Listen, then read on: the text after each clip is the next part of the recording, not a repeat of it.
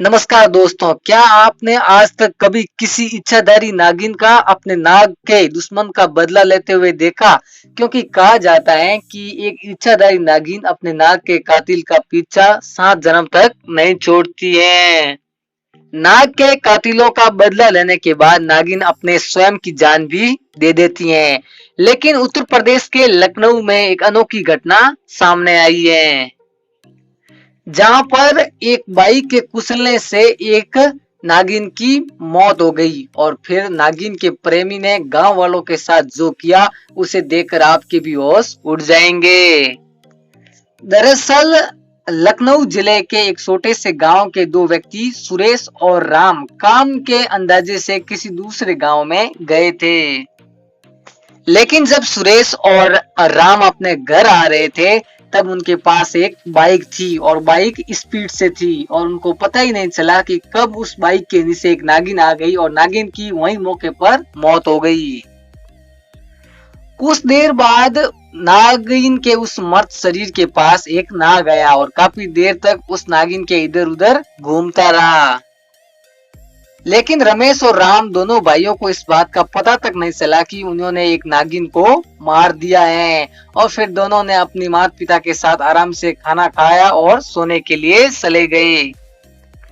परंतु आधी रात को एक नाग खिड़की से रमेश के रूम में आया और उसको डस लिया और रमेश जोर जोर से चिल्लाने लग गया। रमेश की ये चिल्लाहट सुनकर नाग वहां से खिड़की से वापस निकल गया और जब रमेश के माता पिता हैं उसके भाई राम ने रमेश को इस प्रकार देखा तो वो भी बहुत दुखित हो गए।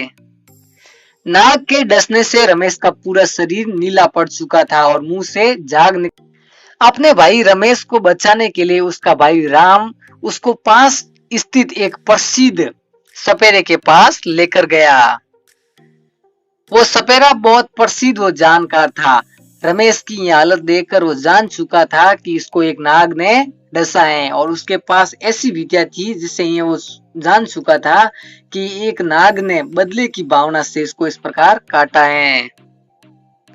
सपेरे ने रमेश के परिवार वालों को यह आगाह किया कि आपका ये बेटा बहुत समय पहले ही अपना शरीर त्याग चुका है, अब इसका कुछ भी नहीं हो सकता है, लेकिन आप अपने बेटे राम का ध्यान रखें क्योंकि इसको मौत का सबसे ज्यादा खतरा है और नाग कभी भी इसका बदला ले सकता है, क्योंकि इन दोनों ने एक इच्छाधारी नागिन को मारा है और नाग कभी भी इनका बदला ले सकता है। और सपेरे ने परिवार वालों से कहा कि यदि आपने जल्दी कुछ नहीं किया तो नाग कभी भी राम से बदला ले सकता है, इसीलिए आपको बिना देर किए आज इस शिव मंदिर में चलना होगा क्योंकि हो सकता है वो नाग इधर हमारे आसपास ही हो और आपके बेटे को केवल महादेव ही बचा सकता है। सपेरे की ये बातें सुनकर रमेश के माता पिता के तो होश उड़ गए क्योंकि उन्होंने पहले एक तो अपने जवान बेटे को खोया और दूसरे बेटे की जान का सबसे अधिक खतरा है, इसलिए उन्होंने सपेरे की बातों को मान लिया। शिव मंदिर पहुंचने के बाद सपेरे ने राम को कहा कि तुम्हें जोर जोर से 108 बार मां मृत्युंजय मंत्र का जाप करना है।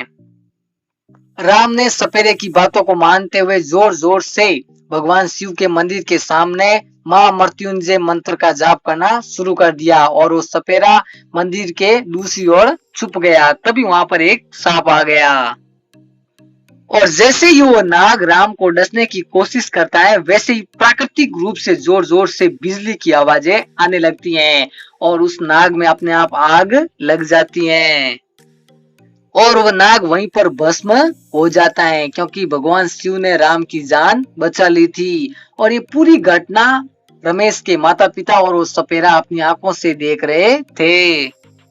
और जब राम के 108 मां मृत्युंजय मंत्र समाप्त होते हैं तब सपेरा और उसके माता पिता जब उसको पूरी कहानी सुनाते हैं तो वो सुनकर राम आश्चर्यचकित हो जाता है कि भगवान शिव ने उसकी जान बचाई। सभी ने भगवान शिव का धन्यवाद ज्ञापित किया और राम को एक सबक भी मिल गया कि जब भी बाइक या दूसरी गाड़ी चलाई जाए उस समय मासूम जानवरों का ध्यान रखा जाए।